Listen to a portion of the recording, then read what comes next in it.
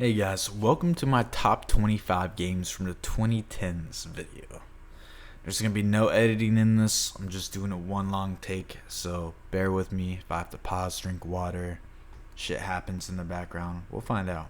So 25, we've got Inside. Besides Limbo, which I never played, this is the truly original atmospheric 2.5D platformer that in my opinion spawned the similarly successful and somewhat original copycats, such as a Little Nightmares series, Planet of Lana, Somerville, and Bramble the Mountain King.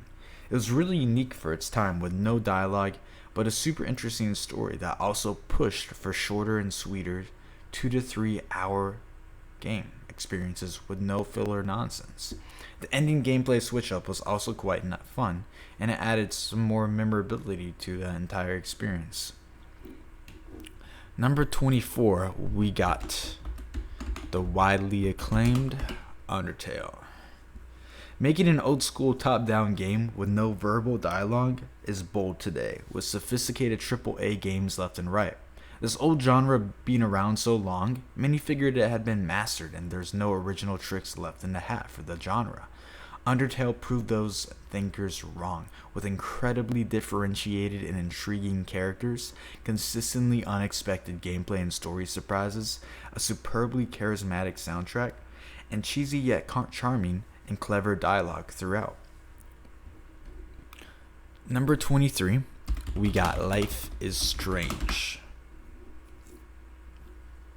The first one, not the one with the brothers. Let's pull up the first one. Okay, yeah, this one.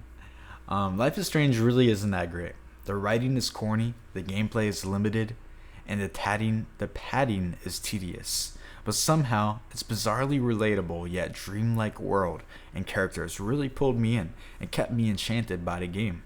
With such an oversaturated market of playable movie games today, this one just felt really authentic and stood out as an original and strangely nostalgic tale that I think will really hit home to young adults unsure of themselves and their futures.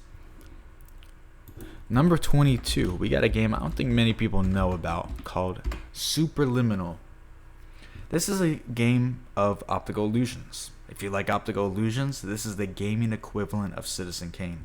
If you don't like optical illusions, you're gonna hate this game. Now, this game is a bit more than simply a visual art gallery of illusions, but admittedly not by much. There are some puzzles focused around, you guessed it, optical illusions, and there is a Stanley Parable-esque narrator speaking on your descent through the optical illusion matrix. But besides obviously loving optical illusions and liking this game based off that, the game also sports a co-op mode to experience the whole optical campaign with. It's pretty cool. Number 21, we got Wolfenstein 2. This is a spectacular shooter. Possibly the best shooter mechanics I've ever experienced that are refined from the already fantastic Wolfenstein 1 with additional new weapons and player abilities. This game just feels so fun and smooth. Add on a lengthy campaign with memorable characters, iconic moments that will never leave your head, pun intended, and a genuinely fun hub area to explore. Wolfenstein is far ahead of the FPS competition. Pun is also intended. For number 20, we got Alien Isolation, the one and good Alien game that I played. I'm really pushing myself to think of a game that nails its atmosphere better than this. Besides maybe Scorn, this game I think may be the champ. Playing in one of the greatest sci-fi horror movies world is a nightmare come true for me because it really ramps up the tension and horror of the situation, knowing that you are no longer the one watching passively, but you are now the one in control. My only gripe with this game is that it is a bit too long with a bit too much padding, but damn, I don't think I will ever get the images of maneuvering around the alien and exploring the 80s themed spaceship out of my head.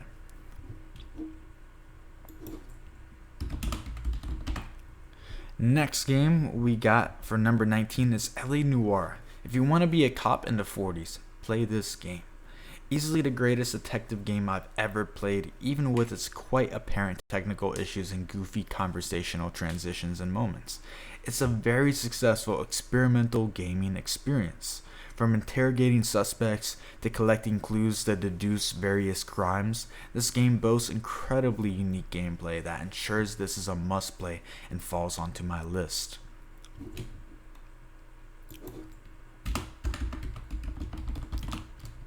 Next, we got Brothers: A Tale of Two Sons. The legendary Joseph Fares began his legacy with this underrated gem. Around so many games lacking imagination, Brothers is the shining light in the rubble, including varied gameplay, creative character interactions, and a wonderfully fantastical world to uncover. This game really got my interest. The fact that it's also local co-op was icing to the cake and made this an undeniable must-play for any co-op fans. Cry of Fear. The one and only free game on this list. I initially hated this game. The janky gameplay and seemingly non-cohesive story turned me cold to this game. But upon replaying, I noticed the eerily haunting music, the poor graphics gave an unsettling ambient feel, and the isolation felt more devastating. It's an incredibly dark and hopeless tale told through an admittedly rough but very sincere old school survival horror format. It is definitely not for everyone, but for horror fans, this one is a must.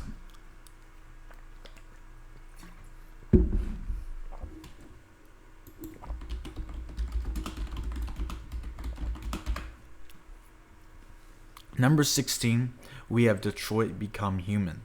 In terms of the movie game genre, this is undeniably king. With breathtaking graphics, solid performances, real impacting story choices, and a stellar cast, this is an amazing interactive film experience. Again, if you don't like movie games, I can't really see this swaying you over to the genre, but this game really is leaps and bounds ahead of the developer's previous movie-like games, and really any other movie-like game for that matter. They did this by creating an even more captivating journey and by cranking the cringe levels down, though they are still apparent, but much less than its competitors.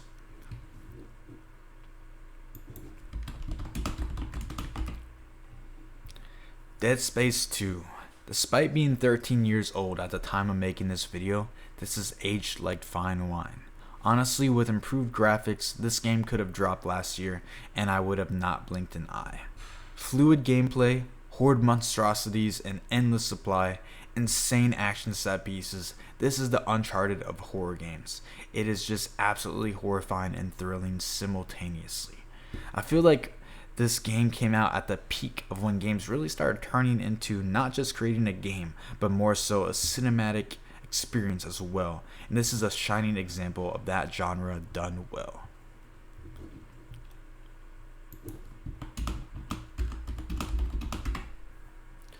A Way Out.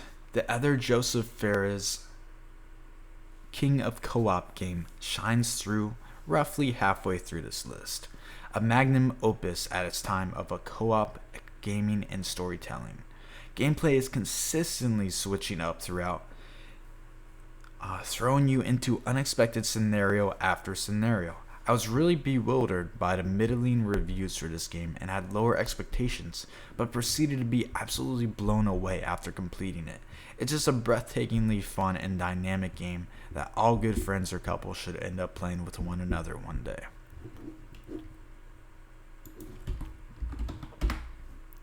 Soma is an absolute masterclass of sci-fi horror.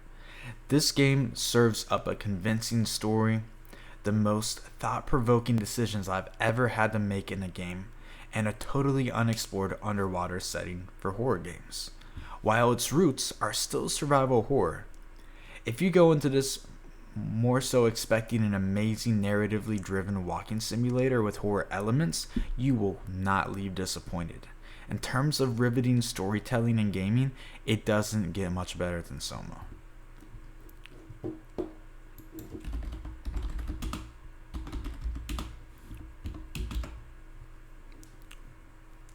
Resident Evil 7. Talk about reviving a franchise. Silent Hill has wet dreams that their upcoming Silent Hill 2 remake will even reach the mere toes of success that this game reached in terms of rejuvenating Resident Evil. The first person perspective is a breath of fresh air the series desperately needed and truly adds to the immersiveness of the horror. An absolute innovation machine. This game has more iconic moments than possibly any other horror game I've played, which will leave you in dire fear of chainsaws.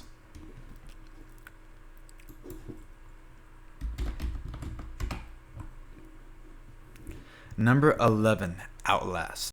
Terror. Sheer utter terror. No game has managed to raise my heart rate as frequently or as high as this game through its treacherous asylum that you unwillingly explore. This game took the no combat approach of Amnesia, said fuck the puzzles and slow pace, let's just throw the player into complete mayhem and watch them squirm.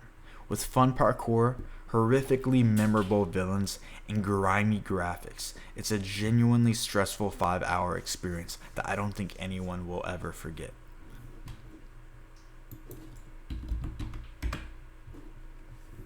GTA 5.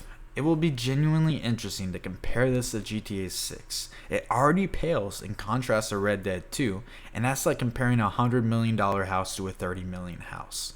They both are still incredibly impressive.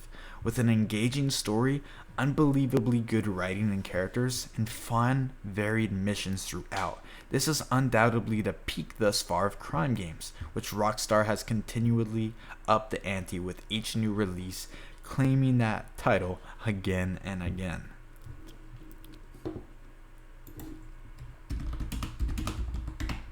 Number 9, we've got the first Last of Us. So I guess it'd be considered, Last of Us. It's also considered Last of Us Part 1. They are the same game. This game may be the single most mainstream and widely known single-player story-based game ever, and it is well deserved. I believe this was the first successful conversion to a TV show for a video game which effectively introduced the IP to non-gamers. The character arc and dynamic between Joel and Ellie is truly iconic and elevates this title's solid gameplay and graphics to an undisputable classic.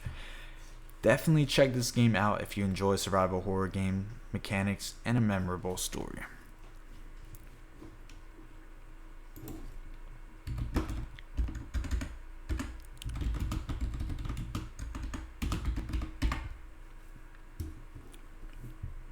Batman Arkham City. Riding off the success of Arkham Asylum, City takes the formula and expands and improves upon every single aspect of it. A larger world to explore, side missions introduced, new gadgets, and polished gameplay all combine to ensure this game stands on its own 2 feet and remains regarded as superior to the already fantastic original game. The game also concludes with one of the greatest endings I have ever experienced from the gaming medium, leaving a really good taste in the mouth upon completion.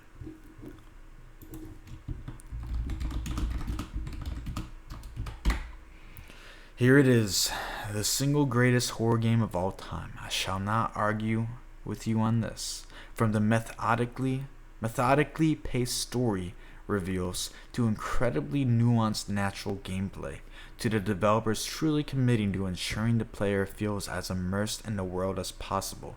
This game not only succeeds in all these areas, but also as possibly the scariest game ever played for your first playthrough. This is the gaming equivalent of The Shining or Hereditary, where they have crafted an experience designed to make players jump at shadows and to really get into their heads. I loved it.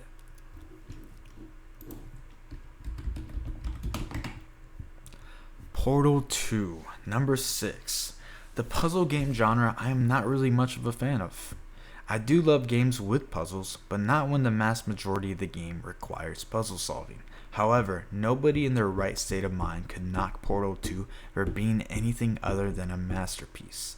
The expertly designed puzzles, intriguing gameplay, and absolutely hilarious writing left me begging for more after the 5-hour game completed. And must-play fan for Portal levels. A must Oh my god, I got it written wrong. A must play for fans of. We're trying one more time. A must play for Portal lovers. That's what I was trying to say. Alright.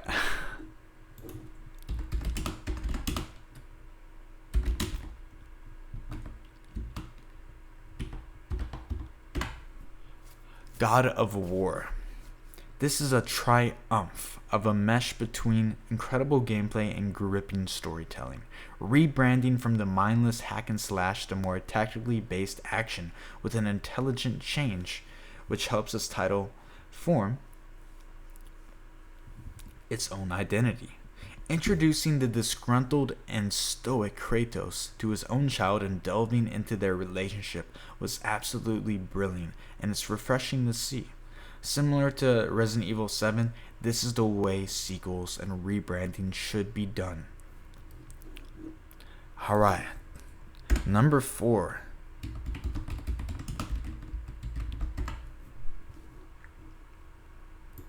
Not 2018.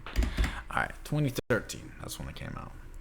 For a time, this was my favorite game of all time. Upon retrospect, the game stutters at the 2/3 mark with a bit of obvious padding, which makes me inevitably feel the need to place it more realistically lower onto the list. Nonetheless, the 4th greatest game from the 2010s, in my opinion, is pretty damn high. The experimental and inventive shooting mechanics, mind-bending storyline, jaw-dropping world, and enthralling relationship between Booker and Elizabeth made this game an instant classic. Plus, the DLCs add more to the story and environment, making the experience altogether feel even more whole.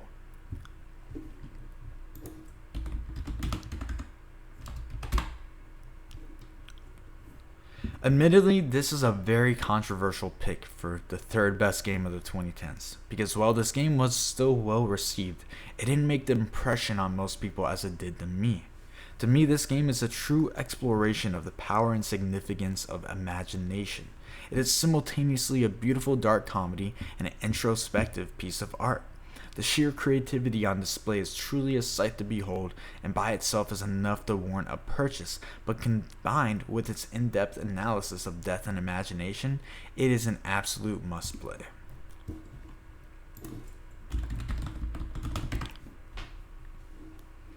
Alright. This is the summer blockbuster magnum opus. Spectacle, action, romance, comedy, charisma, and thrill are all on forefront display in this masterclass of an interactive movie. Never before have I witnessed such beautiful graphics. Never before have I seen such visceral and entertaining action set pieces.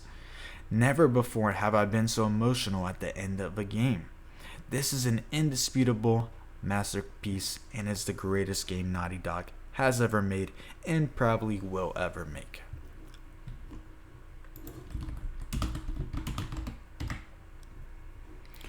Alright, here it is. 10 long years filled with gaming, and one game stands as a star among them.